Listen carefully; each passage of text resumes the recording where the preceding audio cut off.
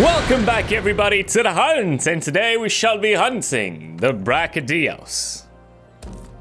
Slippery little bastard.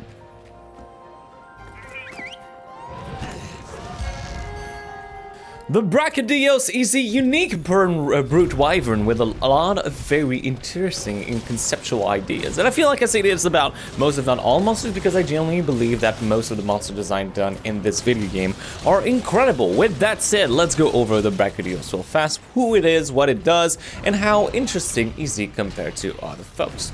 First of all, this is a brute wyvern with a much more different moveset than you would usually see from something like an Anjanath, or a Fulgur Anjanath, or a Devil Joe, or the Bambara, or that kind of stuff. First of all, he's much shorter.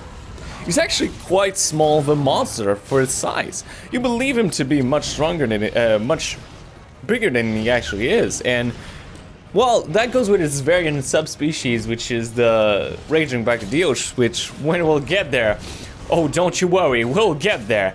As of now, let's just look at the Brachydios as it is. First of all, really strong color design. I love the contrast between its actual slime and the purples and the blue hues of its general design. It's really beautiful. With that said, the Brachydios is one I would say is in the same vein as the Glavenus. And if you've seen my Glavenus episode, which you should have, there's such a thing that I call the rule of cool, which is you can have conceptually an amazing monster. Now, whether it fits in the actual kingdom of animals in the video game is for debate. If you ask me personally, I'd say the Brachydios really strikes a chord with you when it comes to a conceptual idea. Whether the consistency of the animal, of the creature, works within the world that's been presented to us in Iceborne, well, we'll go around and I'll say no, but I'm willing to give it a shot for everything else. Now, the really cool thing about the Brachydios is how the fight is done. First of all, it's a punching man. It's not a biting foe. It won't really try to hit you with its legs that much. It'll try to smash you with its tail, but it has a much different moveset than most brute wyverns, and it's extremely unique. There's only one type of Brachydios type monster in the game. There's only one kind of, you couldn't say that about most monsters, right? Tobi-Kadachi is somewhat similar to Odogaron.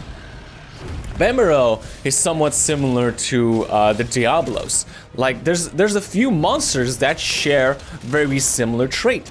There is nothing in this entire game that's even close to being the same as Brachydios. And for that is an extremely powerful asset to have in the game, where you can flat out say that we have a flat out unique element that gives you a very diverse way of fighting it.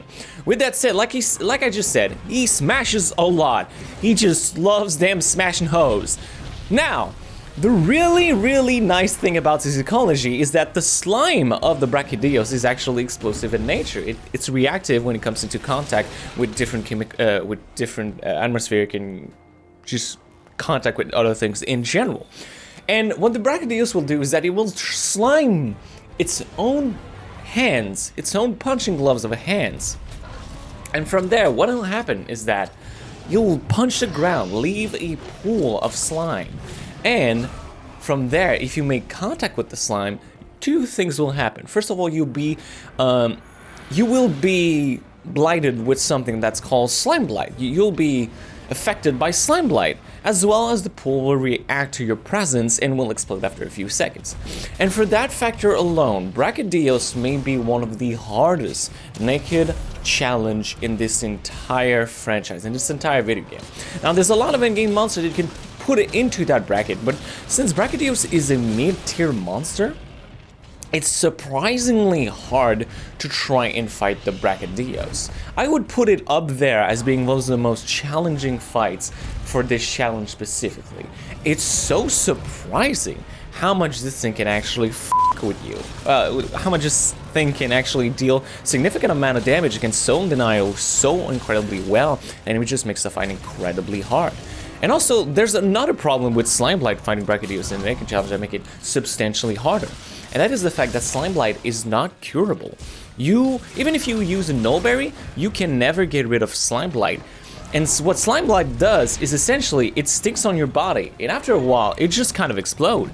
Meaning that if you want to completely win against a Brachydios in the Naked Monster Hunter challenge, you not only have to avoid all of his base attacks, you also need to avoid every pool of slime to try not get into contact with Slime Blight at all. So that's not only just avoiding damage, it's avoiding entire zoning effects.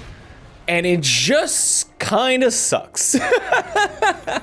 It's surprising how much a little mechanical concept like this can really fumble with you and give you like a bad representation as to how you're actually supposed to do the fight. With that said, Brachydios is pretty straightforward outside of that, so let's look at the math and see what it's all about. When it comes to the math, the first thing that you will see is that, first of all, the average is pretty average. It's pretty average, which is why we call it an average.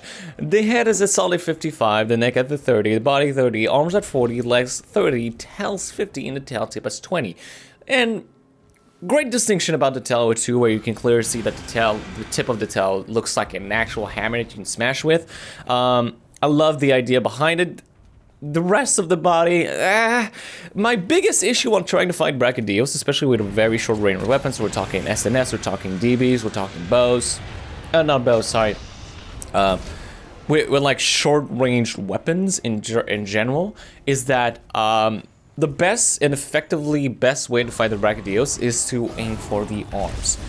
There aren't a lot of weak spots to begin with on the Brachydios, and like most brute wyverns, the tail is so high that it's really hard to reach, and even if you have like overhead attacks like in the oh fuck me, even if you have overhead attack like with the longsword, for example, which is unfortunate, and since the body basically takes no damage, also you can get exploded from the head and or the arms from the general body from trying to smack the Brachydios. It's just a very dangerous monster to go about.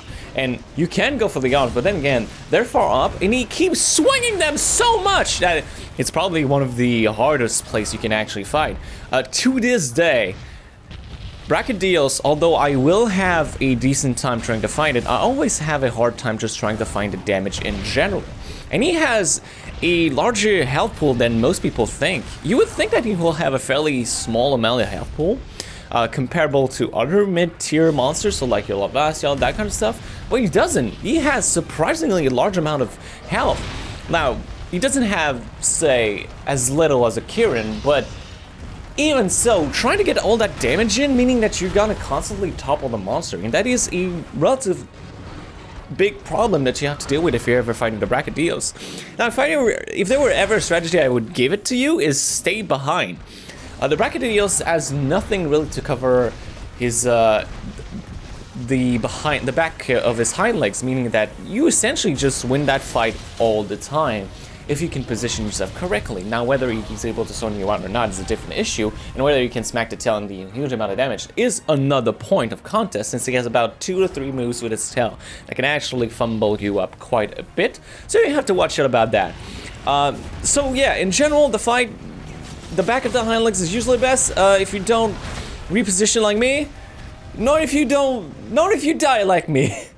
Yeah, once again, Brachydios, really beautiful creature design, great concept, terrible challenge. We'll see you all for another hunt.